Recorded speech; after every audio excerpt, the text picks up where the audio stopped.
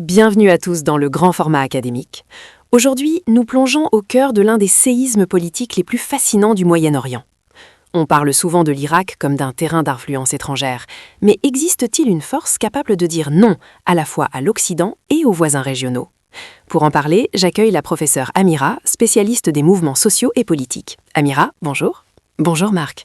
C'est un plaisir d'être ici pour décrypter ce mouvement qui défie toutes les théories classiques de la science politique occidentale. Nous parlons bien sûr du mouvement sadriste et de son leader, Muqtada al-Sadr. Dans l'imaginaire collectif, on voit souvent cela comme un simple bloc religieux. Mais selon vos recherches, c'est bien plus complexe, n'est-ce pas? Absolument. Il faut comprendre que le courant sadriste n'est pas un produit d'importation, c'est un mouvement indigène, authentiquement irakien.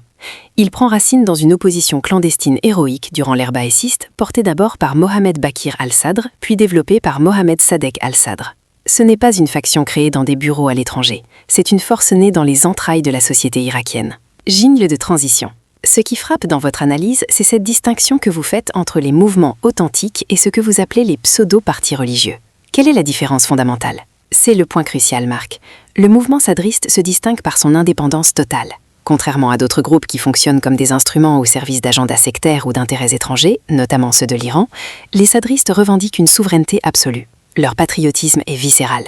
Pour eux, l'Irak ne doit être ni une colonie occidentale, ni une province sous influence régionale.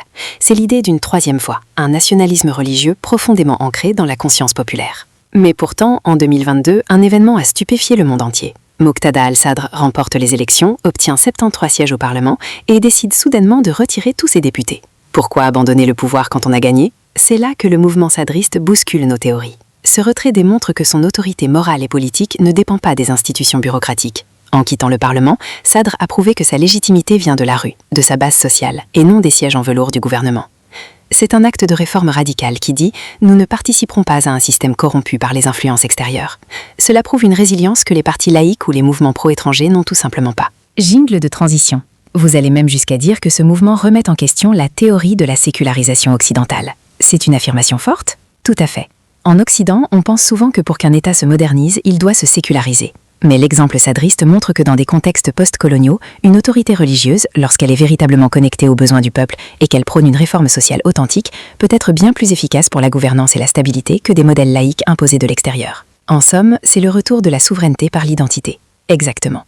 L'indépendance financière, la souveraineté populaire et le refus de toute occupation, qu'elle soit militaire ou politique, font du courant sadriste le gardien d'un Irak pour les Irakiens. Merci, professeur Amira, pour cet éclairage passionnant. On comprend mieux maintenant que derrière les titres de presse se joue une lutte pour l'âme et l'indépendance d'une nation. Jingle de fin. C'était le grand format académique. Pour conclure, retenons que l'avenir de l'Irak semble s'écrire loin des influences étrangères, dans la quête d'une dignité nationale retrouvée.